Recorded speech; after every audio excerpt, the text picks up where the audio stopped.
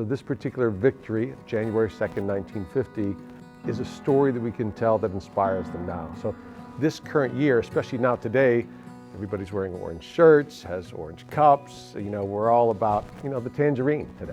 At that time, for a school like Saint Vincent to be on the big stage, it always impressed us with, you work hard, you get a good group of people that you work with, success comes, but it's hard. It was a very difficult game for them. As a child, I was only 10 years old at the time, and I remember glued to the radio. It was just glued there. I remember every time my brother's name was called out, it was so exciting. The winning touchdown in the Tangerine Bowl, I imagine a 60-yard run down the sideline, juking everybody. And here on the film, it was a 1-yard run right up the middle. And I said, well, what the heck was that? He says, that's what it was. And he said the guy that he followed into the line in the locker room took off his jersey and had his spike marks right up his back. He said he ran right over top of him. Coach DeLuca was very innovative.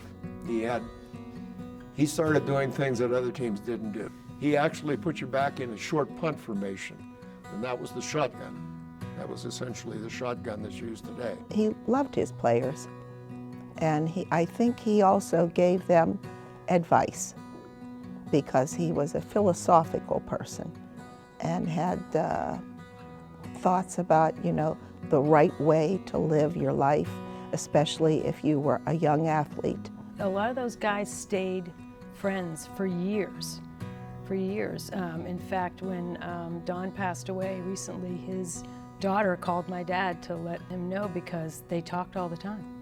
They still talk. They still would do things for one another.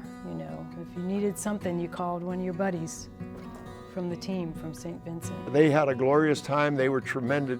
They were treated so well by the Tangerine Bowl committee and everything. And, they went to the special gardens and saw the water skiers and the acrobatics, and they were guests of the whole time they were there, and they were treated really, really well. Saint Vincent has a great tradition and a long tradition here in Western Pennsylvania, and it's great to see it continue to do so well and continue to have so many students want to participate here. It's really fun to celebrate this anniversary and celebrate some of the tradition of Saint Vincent.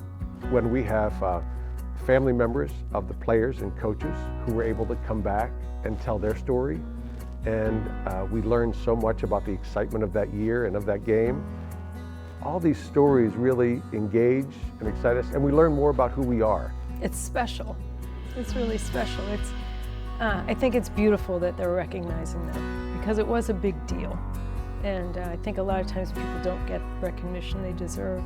And my dad's a great guy, and the way he talks about the other players, they were as well. They weren't just football players, they were good guys. It was great to meet some of the family of players that played in the game and coaches who coached in that game, and it's just great to see the pride that they had in their, and their family members having participated in such a great season and such a great team. He said this is something he could never have dreamed of, but just how hard they worked and how it meant to them, what it meant to their lives and to the St. Vincent.